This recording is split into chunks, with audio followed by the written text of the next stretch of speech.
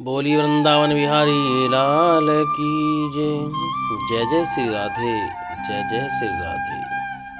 आज शरीर के रहस्य भाग 1 में हम शरीर के विषय में बातें करेंगे। संसार में 3 ही वस्तु दुर्लभ है: मनुष्य जन्म मिलना, मोक्ष की इच्छा होना और किसी महापुरुष का आश्रय मिल जाना।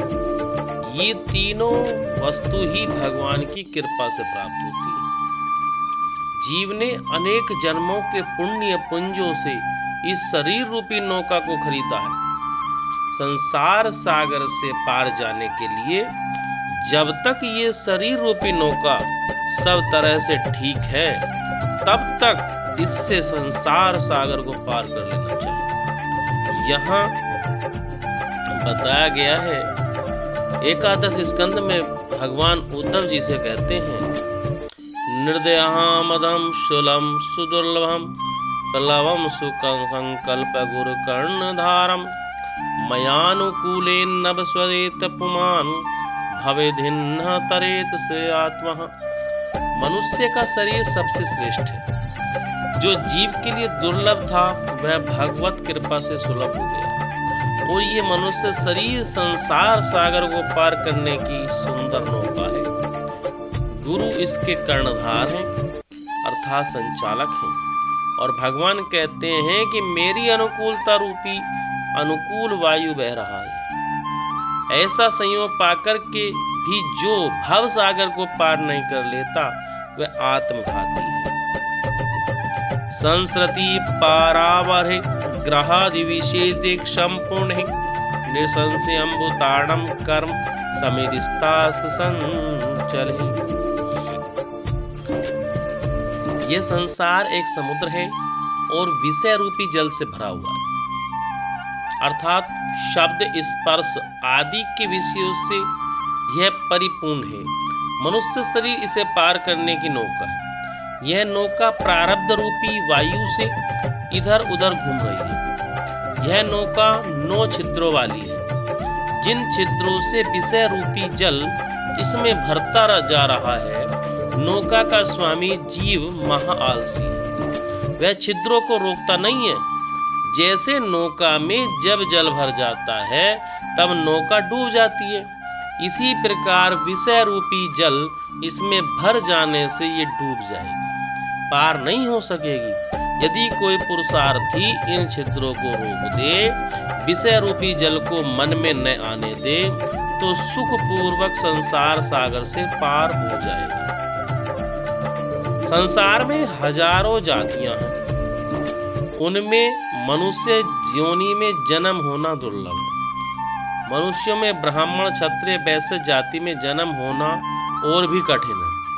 जो इस उत्तम शरीर को पाकर इसका सदुपयोग नहीं करता, केवल इंद्रियों को तृप्त करने में लगा रहता है, उसको ऐसा व्यक्ति समझना चाहिए जिसके हाथ आया हुआ अमृत प्रसाद से पृथ्वी पर गिर जाता है। तुलसीदास जी ने भी कहा है कि बड़े भाग मानुष तन पावा, सुर दुर्लभ सदग्रंथ निगावा। मनुष्य शरीर बड़े भाग्य से मिलता है। देवता लोग भी इस शरीर के लिए तरसते हैं, ऐसा सदग्रंथ कहते हैं। और कहा है, साधन धाम मोक्ष कर द्वारा पाए न जोहि परलोक सवार। इस मनुष्य शरीर में सारे साधन किए जा सकते हैं। इसको मुक्ति का दरवाजा कहा गया है। यदि दरवाजा बंद हो तो भवन में प्रवेश नहीं कर सकते। इसलिए मोक्ष द्वार पावावर्तम, यह शरीर खुला हुआ मोक्ष भवन का द्वार है। नर समान नहीं कवि नहु देही, जीव चराचर जाचत चेही। मनुष्य शरीर के समान और कोई दूसरा शरीर नहीं, प्राणी मात्र इसको चाहते। जो न तरई भव सागरहि, न समाजस पाए, सोकृत निंदक मंदमती, आत्महन गति जाए। कहीं इस शरीर को क्षेत्र बताया है, कहीं वृक्ष, कहीं रथ, कहीं तीर्थ, कहीं इसको नसैनी बताया है। भगवान गीता में कहते हैं, इदम शरीरम कौन्तेय क्षेत्रमित्ताभियते। अर्जुन, यह शरीर क्षेत्र है। खेत में जैसा बीज बोया जाता है वैसा फल मिलता है। जिसने गेहूं बोया उसे गेहूं मिलेगा, जिसने जौ बोया उसे जौ मिलेगा, जिसने चना बोया उसे चना मिलेगा। इसी प्रकार शरीर भी क्षेत्र है। इसमें जैसे पुण्य पाप रूपी बीज बोए जाते हैं वैसा यह सुख दुख रूपी फल प्राप्त कराता है। इस शरीर को भगवान ने गीता में वृक्ष बता दिया। ऊर्ध्वं मूलमधः शाखा अमत्था प्रवार्यायम् छंदांसि यस्य पर्णानि यस्त वेद स वेदवित्। अर्जुन, यह शरीर एक वृक्ष है। इसकी मूल ऊपर की ओर है और शाखाएं नीचे की ओर फैलती हैं। यह उल्टा वृक्ष है। वृक्ष की मूल नीचे होती है और शाखाएं ऊपर, पर शरीर रूपी वृक्ष की मूल रूप ऊपर है और शाखाएं नीचे हैं। हाथ और पैर आदि इसका फैलाव नीचे की ओर है। भगवान कहते हैं, अर्जुन, ये अश्वत्थ है, न श्वोपि साथ, यह कल तक रहेगा, इस विश्वास के योग्य नहीं है। इसको लोग अव्यय कहते हैं, नित्य मान बैठे हैं। वेद इसके पत्ते हैं, वृक्ष की पत्तों से भी शोभा होती है। इसलिए इस मनुष्य शरीर की शास्त्र विहित कर्म करने से ही शोभा है। जो इस रहस्य को जानता है वही वेद के तात्पर्य को जानता है। भागवत में इस शरीर को वृक्ष बताया। एक प्रकृति ही इस शरीर वृक्ष का आश्रय है। अन्य वृक्षों पर सैकड़ों फल आते हैं, परंतु शरीर रूपी वृक्ष पर 2 ही फल लगते हैं, एक सुख और दूसरा दुख। अन्य किसी एक वृक्ष पर 2 प्रकार के फल नहीं लगते। किसी वृक्ष पर यदि एक मीठा फल है तो उस वृक्ष पर सभी फल मीठे ही होंगे। यदि एक कड़वा फल होगा तो उस पर लगने वाले सभी फल कड़वे ही होंगे। परंतु शरीर एक ऐसा वृक्ष है जिस पर सुख एवं दुख रूपी मीठा तथा कड़वा दोनों प्रकार का फल लगता है। वृक्ष की अनेकों जड़ें होती हैं, पर शरीर रूपी वृक्ष की 3 ही जड़ें हैं, सत्व, रज एवं तम। शरीर वृक्ष में धर्म, अर्थ, काम, मोक्ष ये 4 रस हैं। 5 इसमें ज्ञान के साधन है, 5 ज्ञानेंद्रियां।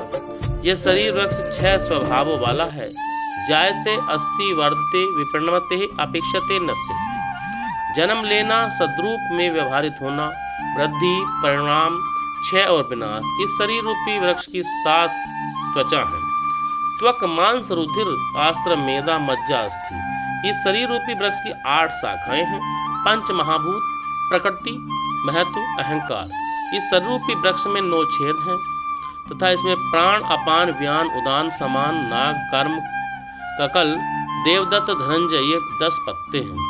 इस शरीर पर 2 ही पक्षी निवास करते हैं, जीव और ईश्वर। आज के लिए इतना ही। जय जय श्री राधे, जय जय श्री राधे।